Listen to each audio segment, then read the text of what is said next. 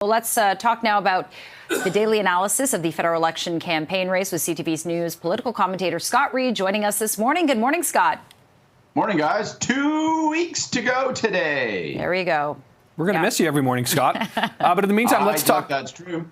We will. Let's talk about those polls, though, right now. About a 7-point lead, according to Nanos' latest numbers, rolling over the last 3 days here. A little bit of upwards movement for the Liberals. The Conservatives kind of, hanging on there. What do you make of where we're at this point with 2 weeks to go and where this race is at? Mm-hmm. As if to underscore how important these debates are going to be, the truth of the matter is when you look at Nick Nanos' numbers is that this race has really started to set like concrete.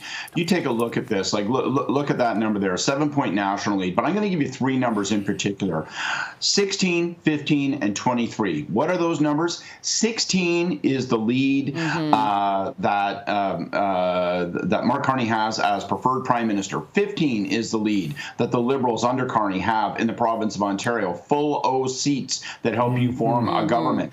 And 23 is the gender gap. 23 is the margin between the Conservatives and the Liberals in favor of the Liberals when it comes to female voters. And just to put it in relief, when you look at these debates this week, what is the job of anybody not named Mark Carney? It's to fix those numbers. It's to change those numbers. Forget about the 7% nationally, right? You've got to start to chip away at the relationship voters are starting to form with Mark Carney, the way that they see him best suited to be prime minister, the very strong aversion that so many female voters seem to have toward Pierre Poilievre. That's got to be softened and shifted in the course of these debates. In some ways, that might be mission number 1 for Pierre Poilievre, not to dismantle Carney, but rather to make himself more acceptable to more voters and beginning with women. So there's a lot to be done if you're the Conservative campaign in the coming week.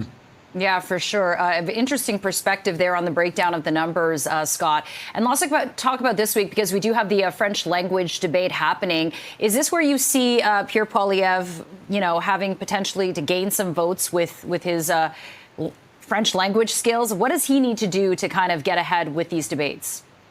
Look, to be honest with you, he doesn't need to do much in the French language debate. That's not necessarily his job. I mean, he'd love to get some hits in on Carney, but what he really, truly needs in that debate is for the Bloc to have some success. He needs Yves-François Blanchet to really put the boots to Carney so that that Bloc number will rise. What's harming the Conservatives when it comes to the math of this election and the math of the next parliament is that the Bloc number is so low, meaning that Carney and the Liberals could win a bunch of seats in Quebec, and that the NDP number is so low, meaning that the Liberals could win in English Canada because the NDP are not draining votes from the Liberals. So in many respects for Poilievre, he wants to be as capable and appealing as possible in the French language debate, but he needs Blanchet to really mangle Carney so that the Bloc number will rise. Right. Okay, Scott, one story that really caught my attention this weekend was this sort of Liberal, muckraking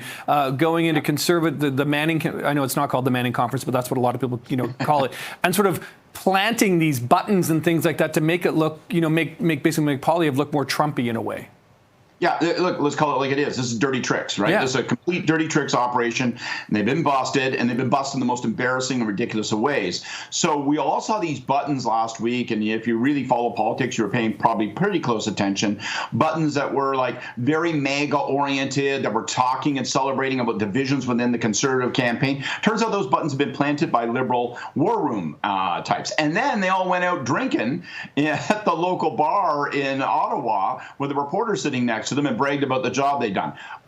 We have a technical term for this in politics. It's called boneheaded. Very boneheaded move. If you're going to do something that is no good, secret, and crummy, then you better do it in secret. These guys broke that rule, and now they're paying the price. I think some people, according to what I've heard, have lost their jobs as a consequence. Interesting. Wow. Yeah. Okay. Consequences. CTV's political commentator, Scott Reid. Always appreciate your thoughts and analysis. Have a great day, Scott. Thank you.